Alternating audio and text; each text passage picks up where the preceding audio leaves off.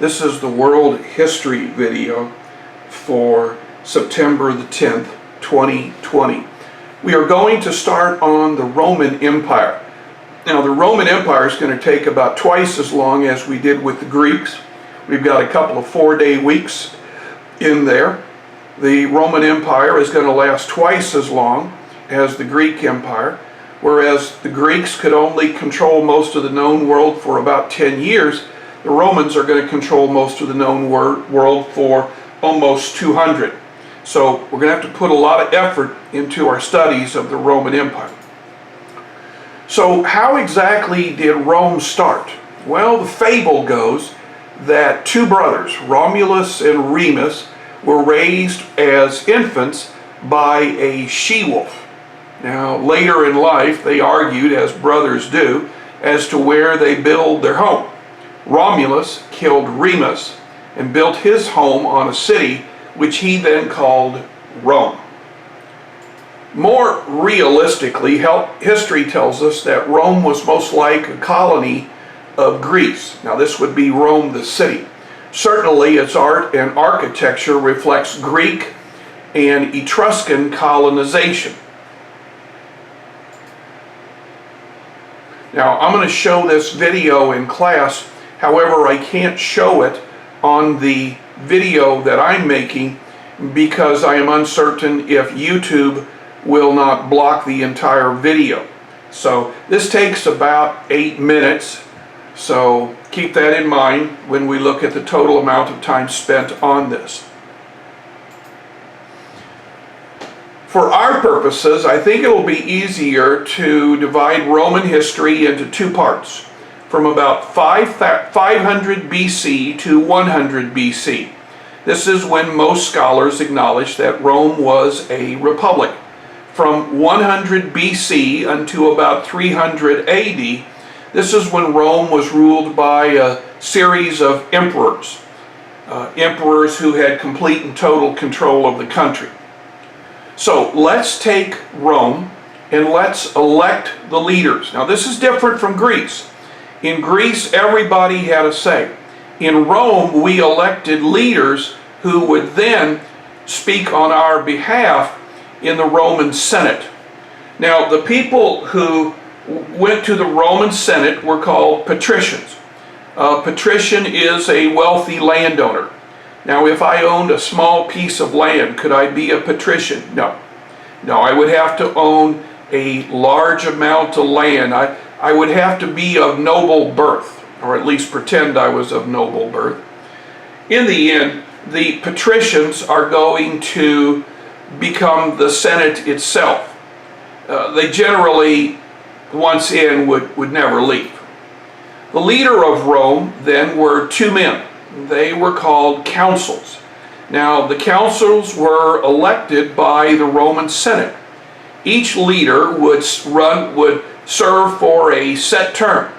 Now, when that term was over, the consul was expected to step down. However, the Senate could then turn around and say, we want you to rule again. And a lot of times, some of the patricians are going to use this to their advantage.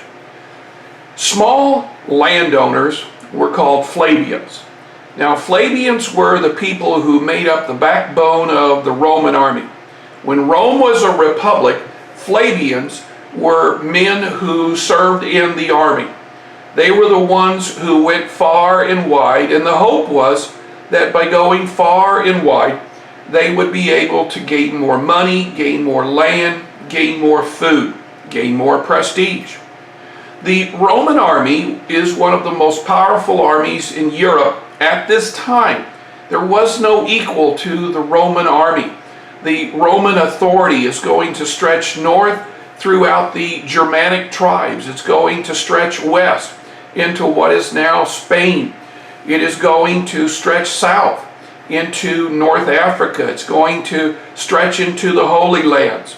It's going to stretch into Persia. It's going to go all the way to India. Now, the Roman army was composed of 5,000 men. These 5,000 men made up what was called a legion. Now, you'll notice in the diagram that the legion is broken up into small companies. Each company was made up of about 80 men, and the 80 men are controlled by a Roman called a centurion. So the centurion would tell each group what to do, and the centurion would know what to do because he would look at his legion commanders. Each soldier carried a gladius. Now, a gladius is a small sword. This gladius could be thrust from behind a shield, so the Roman army could advance, and as the enemy tried to break through, the Roman soldier could take out his sword and thrust it, and the enemy could not hurt the Roman soldier because of the scatum. Now, the scatum is a shield. It is long enough that it should be able to cover from about the eyes down to the knees. And of course, if the soldier hunched over, he could be completely covered up. Now, normally in a column, the guy who stood behind you would take his scatum and place it over your head and his head, so that if the enemy was shooting arrows at you, then the arrows would not penetrate. Romans sometimes referred to this move as a turtle because of the way it looked on the battlefield. You'll notice that most scatums also had a protruding piece of hardware coming out of them, and a lot of times in close combat, the soldier could simply keep on thrusting his shield, and that would do just as much damage as the gladius. Roman soldiers also carried a filium. Now, a filium is a spear. It has a hard metal tip and a soft metal shaft that goes into a wooden shaft. And as the filium was hurled, if it hit the enemy, the hard metal tip would go into the enemy, and the soft metal shaft would bend, which would cause even more problems. Some companies were devoted just to archery. And so these archers could stand behind the columns, and they could fill the skies with arrows. We might also want to put in our notes that some companies were devoted to cavalry, where soldiers would ride on horses and attack the enemy on the sides or in the back. It was rare that the cavalry would attack head on. Each soldier carried a kit. Now, inside the kit there were spare clothes. There was a light blanket and rations, food, in addition to a small pot for cooking. Now, if the legion commander believed that there would be a long encampment that would take more than, say a week or so, then the soldiers would go into the forest, they would cut down the trees, and they would build barracks. Most companies of soldiers wore armor. Now, the armor will cover the head and the neck, as well as the torso front. For personal protection, the shirt was made out of chainmail. Now, you can notice on this soldier in this picture, the armor will protect his torso, the armor will protect his ears, the armor will protect his shoulders.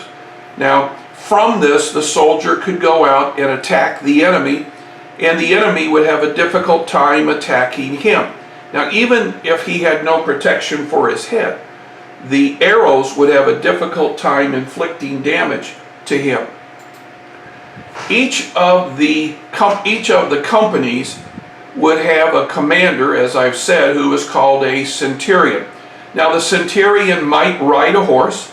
The centurion might march on the ground with the men. Now, one man in the column would hold a stick. I think if you look over here, you can see the guy with the stick back here. The stick held an emblem and a flag and a denotation of who these people were. So as the legion commander was riding around, he could know where his troops are and whose troops there were, and he could either have them retreat or to come back. The legions would train under battlefield conditions, and so the legion commander would have the various companies train into various maneuvers.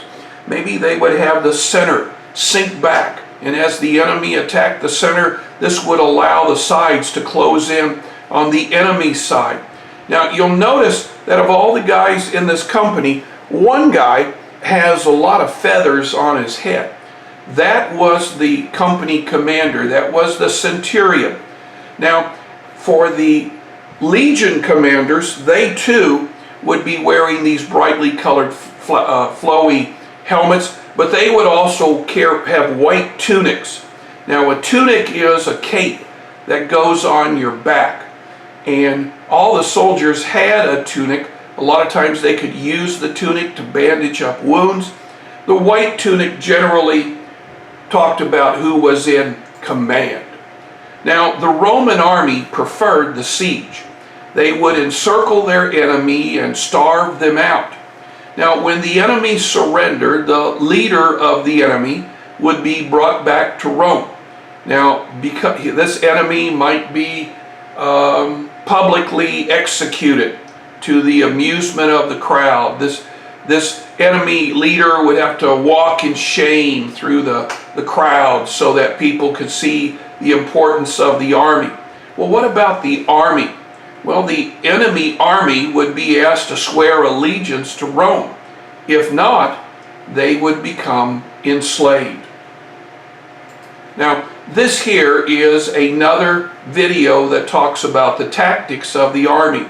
Again, it takes about 8 or 9 minutes, and again, I'm afraid it's going to be blocked by YouTube. So I think this would probably be a good place for us to stop for today. Now, if you're not with us on Friday, make sure you find out what went on, because we're going to figure out a project that we're going to pass out on Friday, similar to what we did for Greece.